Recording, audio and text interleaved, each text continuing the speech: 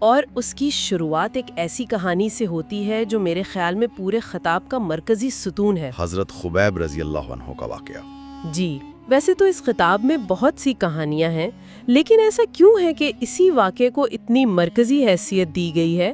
مطلب اس میں ایسی کیا خاص بات ہے؟ بہت اچھا سوال ہے۔ میرے خیال میں اس کی وجہ یہ ہے کہ یہ واقعہ ایمان کے لیے قربانی کا سب سے اونچا معیار قائم کرتا ہے۔ ایک سٹینڈرڈ سیٹ کرتا ہے؟ بالکل، یہ ایک ایسی چوٹی ہے جسے دکھانے کے بعد باقی تمام قربانیاں اور مشکلات وہ نسبتاً آسان لگنے لگتی ہیں۔ یہ سننے والے کو ذہنی طور پر تیار کرتا ہے کہ وہ ایمان کی اصل قیمت کو سمجھ سکے۔ اچھا، تو چلیں اس واقعے کی تفصیلات میں اترتے ہیں۔ بیان یہ کیا گیا ہے کہ حضرت خبیب کو قریش نے گرفتار کر لیا ہے اور انہیں سولی پر چڑھایا جا رہا ہے۔ جی، اور ماحول بہت سنگین ہے۔ 40 نیزہ بردار ان کے گرد کھڑے ہیں، اور اس انتہائی دباؤ کے لمحے میں انہیں ایک پیشکش کی جاتی ہے، ایک ایسی پیشکش جو کسی بھی انسان کو کمزور کر سکتی ہے۔ ان سے کہا جاتا ہے کہ اگر وہ کفر اختیار کر لیں تو ان کی جان بخش دی جائے گی۔ زندگی اور موت کا سیدھا سودا۔ بالکل۔ اور ان کا جواب موت کو گلے لگانا کفر کو گلے لگانے سے زیادہ آسان ہے۔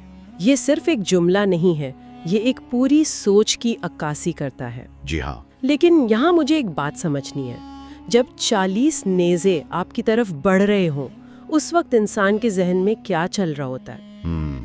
اس وقت انہوں نے اللہ سے جو دعا مانگی وہ بھی بہت غیر معمولی تھی۔ جی، انہوں نے صرف 2 چیزیں مانگی، صبر اور حوصلہ۔ انہوں نے یہ نہیں کہا کہ یا اللہ مجھے بچا لے، نہیں، نہ ہی یہ کہا کہ ان پر عذاب نازل کر دے۔ انہوں نے صرف اس آزمائش پر پورا اترنے کی طاقت مانگی۔ یعنی وہ نتیجے سے زیادہ اپنے کردار کی فکر میں تھے۔ بالکل، وہ اس امتحان میں فیل نہیں ہونا چاہتے تھے۔ اور پھر وہ لمحہ جب ان کا منہ قبلے سے پھیر دیا جاتا ہے، یہ بھی ایک طرح کا نفسیاتی حملہ تھا۔ جی، کہ آپ جس سمت کو مقدس مانتے ہیں ہم آپ کو اس طرف بھی نہیں مرنے دیں گے۔ لیکن ان کا جواب وہ تو اس حملے کو ہی ناکام بنا دیتا ہے۔ وہ کہتے ہیں میرا رب صرف قبلے کی طرف نہیں، میں جدھر بھی منہ کروں گا میرا اللہ میرے سامنے ہوگا۔ واو! یہ توحید کی وہ گہرائی ہے جہاں ایمان جغرافیائی حدود سے آزاد ہو جاتا ہے۔ اس واقعے کا سب سے جذباتی حصہ وہ ہے جب وہ اپنی شہادت سے ٹھیک پہلے نبی اکرم صلی اللہ علیہ وسلم کو سلام بھیجتے ہیں۔ ایک ایسی خواہش جو بظاہر ناممکن لگتی ہے، جی، اور یہی اس واقعے کا معجزاتی پہلو ہے جو خطاب میں جان ڈال دیتا ہے۔ بیان کیا گیا کہ حضرت جبرائیل علیہ السلام فوراً وہ سلام لے کر مسجد نبوی میں پہنچتے ہیں اور نبی اکرم صلی اللہ علیہ وسلم کو بتاتے ہیں کہ خبیب آپ کو سلام پیش کر رہے ہیں۔ جی، جس پر نبی اکرم صلی اللہ علیہ وسلم 3 بار جواب دیتے ہیں، وعلیک السلام یا خبیب۔ تو اس سے یہ بات سمجھ میں آتی ہے کہ اللہ کے نزدیک ایمان کے لیے جان دینے کی اہمیت اتنی زیادہ ہے کہ زمین اور آسمان کے فاصلے مٹا دیے جاتے ہیں۔ صحیح۔ تو یہ واقعہ صرف قربانی کی داستان نہیں، بلکہ یہ اللہ اور اس کے بندے کے درمیان براہ راست تعلق کی ایک زندہ مثال ہے۔ آپ نے بالکل صحیح نقطہ پکڑا، اور جب قربانی کا یہ اعلیٰ ترین معیار قائم ہو جاتا ہے تو پھر خطاب ہمیں یہ بتاتا ہے کہ ایک سچے مومن کے لیے تو عام موت بھی کوئی معمولی واقعہ نہیں ہوتی۔ اچھا، تو یہاں سے موضوع ایک اور سمت میں جا رہا ہے۔ جی، یعنی اگر شہادت ایک اعزاز ہے تو ایک نیک مومن کی طبعی موت بھی ایک جشن کا سماں ہوتی ہے۔ بالکل۔ اس سلسلے میں حضرت سعد بن معاذ رضی اللہ عنہ کا واقعہ بیان کیا گیا ہے۔ جی، انصار کے عظیم سردار، ان کے انتقال کا واقعہ تو اور بھی حیران کن ہے۔ کہا گیا کہ ان کی وفات پر اللہ کا عرش خوشی سے جھوم اٹھا۔ یہ تو بہت بڑی بات ہے۔ بہت بڑی بات ہے، یعنی ایک انسان کی موت پر کائنات کی سب سے عظیم مخلوق کا خوشی منانا۔ اور جب نبی اکرم صلی اللہ علیہ وسلم ان کے کمرے میں داخل ہوئے تو وہ فرشتوں سے اس قدر بھرا ہوا تھا کہ آپ کو مشکل سے بیٹھنے کی جگہ ملی۔ اور پھر جنازے کا ہلکا ہونے والا معاملہ بھی ہے۔ صحابہ نے حیرت کا اظہار کیا کہ ان کا جسم تو بھاری تھا لیکن جنازہ اتنا ہلکا کیوں محسوس ہو رہا ہے؟ تو انہیں بتایا گیا کہ اسے 70,000 فرشتے اٹھائے ہوئے ہیں۔ یہ واقعات سننے والے کے ذہن میں موت کا تصور ہی بدل دیتے ہیں۔ جی، موت ایک خوفناک انجام نہیں بلکہ ایک شاندار استقبالیہ تقریب بن جاتی ہے، جہاں آسمان والے زمین سے آنے والے مہمان کا استقبال کر رہے ہوتے ہیں۔ بالکل، یہ موت کو دیکھنے کا ایک بالکل نیا زاویہ ہے۔ اسی طرح کا ایک اور واقعہ حضرت معاویہ بن معاویہ لیسی رضی اللہ عنہ کا بھی ہے۔ جی، کہ ان کی وفات کے دن سورج معمول سے زیادہ روشن تھا، اور اس کی وجہ؟ کیونکہ آسمان سے فرشتوں کی 2 صفیں، ہر صف میں 70,000 فرشتے ان کے جنازے میں شرکت کے لیے اتری تھیں۔ لیکن اس واقعے میں سب سے حیران کن بات تو یہ ہے کہ نبی اکرم صلی اللہ علیہ وسلم اس وقت مدینہ میں تھے ہی نہیں۔ وہ سینکڑوں میل دور تبوک کے میدان میں تھے۔ تو پھر آپ نے نماز جنازہ کیسے پڑھائی؟ یہیں پر معجزہ رونما ہوتا ہے۔ حضرت جبرائیل آ کر خبر دیتے ہیں اور اللہ کے حکم سے زمین کو اس طرح سکیڑ دیا جاتا ہے کہ نبی اکرم صلی اللہ علیہ وسلم تبوک میں کھڑے ہو کر مدینہ میں رکھے ہوئے جنازے کو دیکھ رہے ہوتے ہیں اور اس کی نماز پڑھاتے ہیں۔ جی، اس کا پیغام واضح ہے۔ نیک لوگوں کے لیے اللہ فاصلوں اور قوانین کو بدل دیتا ہے۔ تو ہم نے دیکھا کہ ایک عام مومن کی قربانی اور موت کا کیا مقام ہے، لیکن یہ خطاب اس موضوع کو ایک اور سطح پر لے جاتا ہے، جی، یہ بتانے کے لیے کہ جب قیادت قربانی دیتی ہے تو اس کا اثر پوری امت پر کیسے پڑتا ہے۔ بالکل، اور یہ منتقلی بہت اہم ہے۔ یہاں قربانی ایک ذاتی عمل سے نکل کر ایک اجتماعی حکمت عملی بن جاتی ہے، اور اس کی سب سے بڑی مثال خود نبی اکرم صلی اللہ علیہ وسلم کے گھرانے سے دی گئی ہے۔ جی، اور اس سلسلے میں نبی اکرم صلی اللہ علیہ وسلم کی ایک دعا کا ذکر ہے جو پہلی نظر میں بہت عجیب اور پریشان کن لگتی ہے۔ کون سی دعا؟ آپ نے دعا کی، اے اللہ میری اولاد کا رزق تنگ کر دے۔ یہ واقعی ایک چونکا دینے والی بات ہے۔ کوئی بھی باپ اپنی اولاد کے لیے ایسی دعا کیوں کرے گا؟ یہ تو ہماری فطرت کے ہی خلاف ہے۔ اور یہی اس خطاب کا کمال ہے کہ وہ اس کی وجہ بیان کرتا ہے۔ وجہ یہ تھی کہ تاکہ میری امت میرے گھر کی تنگی کو دیکھ لے اور دنیا کے مال و دولت پر آپس میں نہ لڑے۔ یہ ایک لیڈر کی دور اندیشی ہے۔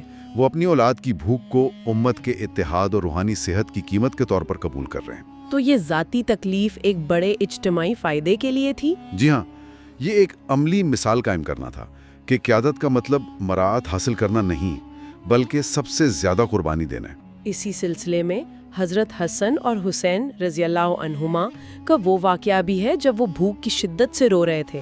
جی، اور گھر میں کھانے کو کچھ نہیں تھا، اور نبی اکرم صلی اللہ علیہ وسلم نے انہیں گود میں لے کر اپنی زبان مبارک ان کے منہ میں ڈال دی، جسے چوس کر وہ سیراب ہو گئے اور مسکرانے لگے۔ یہ واقعہ صرف بچوں کو بہلانے کا نہیں ہے، یہ ایک گہری علامت ہے۔ کس چیز کی؟ کہ جب مادی غذا موجود نہ ہو تو روحانی غذا ہی اصل سہارا بنتی ہے۔ یہ اس بات کی طرف اشارہ ہے کہ نبی کی ذات سے ملنے والی روحانیت دنیا کی ہر بھوک مٹا سکتی ہے۔ تو ان تمام قربانیوں، چاہے وہ حضرت خبیب کی ہوں یا اہل بیت کی، ان سب کا مقصد امت کی بھلائی تھا۔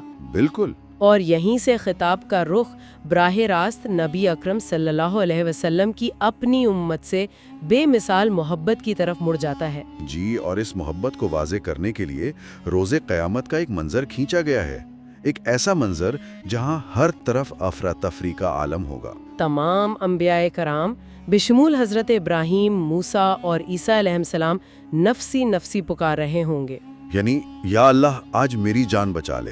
یہ تصور کرنا بھی مشکل ہے کہ اس قدر بلند ہستیاں بھی اس دن اپنی فکر میں ہوں گی۔ بالکل، یہاں تک کہ بیان کیا گیا کہ حضرت عیسیٰ علیہ السلام کہیں گے کہ یا اللہ میں اپنی ماں مریم کا بھی سوال نہیں کرتا۔ اس شدید خود غرضی کے ماحول میں صرف ایک آواز ہوگی جو اپنی ذات کے بجائے دوسروں کی فکر کر رہی ہوگی، اور وہ آواز ہوگی امتی امتی، یعنی میری امت کی۔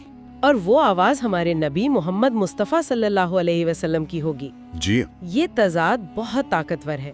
جب ہر کوئی میں کہہ رہا ہوگا، وہاں صرف آپ صلی اللہ علیہ وسلم میری امت کہہ رہے ہوں گے۔ اور یہ محبت صرف آخرت کے لیے نہیں تھی، آپ نے دنیا میں بھی اس کا عملی نمونہ پیش کیا۔ حجۃ الوداع کے موقع پر جی، اپنے آخری خطبے میں آپ نے کعبہ کی طرف اشارہ کر کے فرمایا، اے بیت اللہ تو بہت عظیم ہے، تیری حرمت بہت زیادہ ہے، لیکن ایک مسلمان کی جان، مال اور عزت کی حرمت تجھ سے بھی زیادہ ہے۔ یہ تو بہت انقلابی بات ہے، یعنی انسان کی حرمت مقدس ترین عمارت کی حرمت سے بھی بڑھ کر ہے۔ اس کا مطلب یہ ہے کہ دین کا اصل مقصد انسانوں کی فلاح اور حفاظت ہے۔ اور اس کے بعد آپ نے جو جملہ کہا وہ اس خطاب کا ایک کلیدی نقطہ ہے۔ میرے بعد ایک دوسرے کو قتل کر کے کافر نہ ہو جانا اور مجھے قیامت کے دن رسوا نہ کرنا۔ مجھے رسوا نہ کرنا، اس جملے میں بہت گہرا درد چھپا ہے۔ جی، اس میں فکر صرف امت کے گناہ کی نہیں بلکہ ایک رہنما کی اس تکلیف کی ہے کہ اس کی تعلیمات کے باوجود اس کے پیروکار آپس میں لڑ رہے ہیں۔ یہ ایک ذاتی اپیل ہے۔ بالکل، اور ان تمام تاریخی اور روحانی حوالوں کے بعد خطاب کا رخ موجودہ دور کے مسائل کی طرف ہوتا ہے۔ جی، خاص طور پر معاشرتی انتشار اور قتل و غارت کی طرف، اور پھر ایک اجتماعی حل پیش کیا جاتا ہے۔ اچھا، تو اب تک جو بنیاد بنائی گئی، قربانی کی عظمت، موت کا اعزاز، نبی صلی اللہ علیہ وسلم کی محبت، اب اسے موجودہ حالات پر لاگو کیا جا رہا ہے۔ جی، اور حل کے طور پر توبہ کا ذکر ہے۔ ہاں، لیکن یہ صرف انفرادی توبہ نہیں ہے۔ نہیں، پہلے تو اللہ کی رحمت کی وسعت بیان کی گئی ہے کہ اگر کسی کے گناہ آسمان تک بھی پہنچ جائیں تو ایک سچی توبہ سے اللہ سب معاف فرما دیتا ہے۔ یہ نا امیدی کو ختم کرنے کے لیے ہے۔ لیکن پھر اس کے ساتھ ایک اجتماعی پکار بھی ہے، اجتماعی توبہ کا ذکر کیا گیا ہے۔ اس کا کیا مطلب ہے؟ کیا یہ صرف ایک جگہ جمع ہو کر دعا مانگنا ہے یا یہ دونوں چیزیں ہیں۔ خطاب کے مطابق اجتماعی توبہ کا پہلا قدم یہ ہے کہ مسلمان آپس کی نفرتیں اور لڑائیاں چھوڑ کر ایک ہو جائیں۔ شیر و شکر ہو جاؤ کا محاورہ استعمال کیا گیا ہے۔ یعنی عملی طور پر معاشرے سے نفرت انگیز گفتگو، الزام تراشی اور ایک دوسرے کے حقوق غصب کرنے کو ختم کیا جائے۔ بالکل۔ اور ان لوگوں کا کیا ہوگا جن کے ساتھ ظلم ہوا ہے؟ ان کے لیے کیا پیغام ہے؟ ان کے لیے صبر اور درگزر کا پیغام ہے۔ خطاب میں یہ وعدہ یاد دلایا گیا ہے کہ جو لوگ دنیا میں صبر کریں گے اور اپنا معاملہ اللہ پر چھوڑ دیں گے تو قیامت کے دن حوض کوثر پر نبی اکرم صلی اللہ علیہ وسلم خود ان کے حقوق دلوائیں گے۔ جی، وہ خود اللہ سے کہہ کر ان کے تمام حقوق پورے کروائیں گے۔ یہ ایک بہت بڑی تسلی ہے۔ پیغام یہ ہے کہ تلوار نیچے کر لو اور صبر کرو۔ تو یہ معاشرتی امن کے لیے ایک فارمولا ہے، ظالم توبہ کرے اور مظلوم صبر کرے۔ جی، کم از کم خطاب کا مرکزی خیال یہی ہے، اور اس کا اختتام ایک انتہائی جذباتی اور اجتماعی دعا پر ہوتا ہے۔ یہ دعا صرف ذاتی گناہوں کی معافی کے لیے نہیں ہے۔ نہیں، بالکل نہیں۔ اس میں ملک میں امن و امان کے قیام، قتل و غارت کے خاتمے اور باہمی محبتوں کے فروغ کے لیے ایک فریاد کی گئی ہے۔ اس دعا کا انداز بھی بہت منفرد ہے۔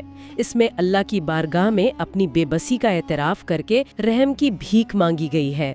جی، یہ ایک طرح سے اجتماعی طور پر ہتھیار ڈال دینا ہے کہ یا اللہ، ہم سے یہ مسئلہ حل نہیں ہو رہا، اب تو ہی مدد فرما۔ تو خلاصہ یہ ہے کہ یہ خطاب تاریخی واقعات کو محض کہانیاں سنانے کے لیے استعمال نہیں کرتا، بلکہ انہیں ایک دلیل کے طور پر پیش کرتا ہے۔ یہ حضرت خبیب کے ایمان سے شروع ہو کر نبی اکرم صلی اللہ علیہ وسلم کی بے مثال محبت کو بیان کرتا ہے، اور آخر میں اسی محبت کا واسطہ دے کر امت کو توبہ، اتحاد اور امن کی دعوت دیتا ہے۔ جی، اس کا نچوڑ یہ ہے کہ اگر مسلمان انفرادی طور پر اپنے ایمان کو مضبوط کریں اور اجتماعی طور پر ایک دوسرے کو معاف کرنا سیکھ لیں تو معاشرتی امن اور اللہ کی رحمت دونوں حاصل ہو سکتے ہیں۔ یہ بات ہمیں سوچنے کے لیے ایک بہت اہم نقطے پر چھوڑ جاتی ہے۔ اس خطاب میں ذاتی گناہوں کی معافی کے ساتھ ساتھ اجتماعی امن کے لیے اجتماعی توبہ پر بہت زور دیا گیا ہے۔ یہ اس خیال کو جنم دیتا ہے کہ معاشرتی امن اور خوشحالی کا راستہ وہ اجتماعی اصلاح اور باہمی درگزر سے جڑا ہے۔ آج کے دور میں جہاں انفرادیت پر اتنی زیادہ توجہ ہے، ایک قوم کے طور پر اجتماعی رحمت کے حصول کا کیا مطلب ہو سکتا ہے؟